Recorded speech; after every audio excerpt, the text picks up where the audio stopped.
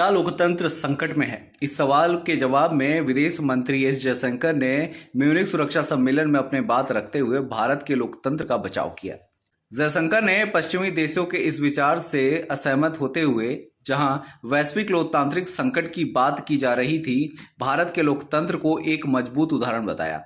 Munich सुरक्षा सम्मेलन 2025 में लोकतांत्रिक सहनशीलता को मजबूत करना विषय पर पैनल चर्चा के दौरान जयशंकर ने यह भी कहा कि वह इस पैनल के एक उत्साही दृष्टिकोण रखने वाले व्यक्ति के रूप में शामिल हुए हैं। उन्होंने अपनी उंगली दिखाते हुए कहा कि ये जो निशान आप मेरी नाखून पर देख रहे हैं, यह उस व्यक्ति का निशान है जिसने अभी मतदान किया है। उन्होंने बताया कि भारत में हाल ही में हुए विधानसभा चुनाव और पिछले साल हुए राष्ट्रीय चुनाव में लगभग 700 मिलियन लोगों ने वोट डाले और एक दिन में ही वोटों की गिनती पूरी हो जाती है। जयशंकर ने यह भी स्पष्ट किया कि उनके अनुसार यह दावा कि लोकतंत्र वैश्विक संकट का सामना कर रहा है गलत है।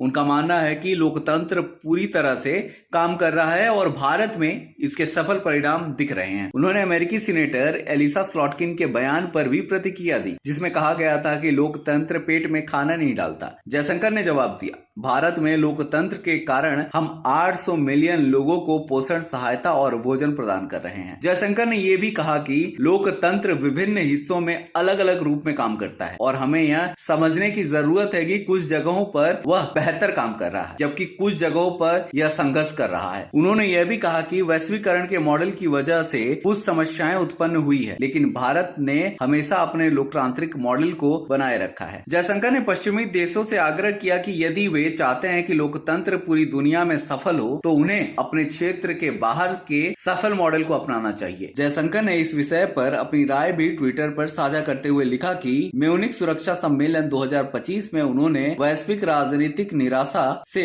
भिन्न अपने बात रखी और विदेशी हस्तक्षेप पर भी अपनी बात रखी। यह सम्मेलन 14 फरवरी को जर्मनी के म्यूनिख शहर में शुरू हुआ और 16 फरवरी तक चलेगा, जिसमें वैश्विक सुरक्षा और विदेशी नीतियों पर उच्च स्तरीय चर्चाएं की जाएंगी। ये थी हमारी खास रिपोर्ट। इसी के साथ मैं प्रवीण पांडे इजाजत लेता हूं। बने रहे हमारे साथ एजुकेशन पोस्ट न्यूज पे।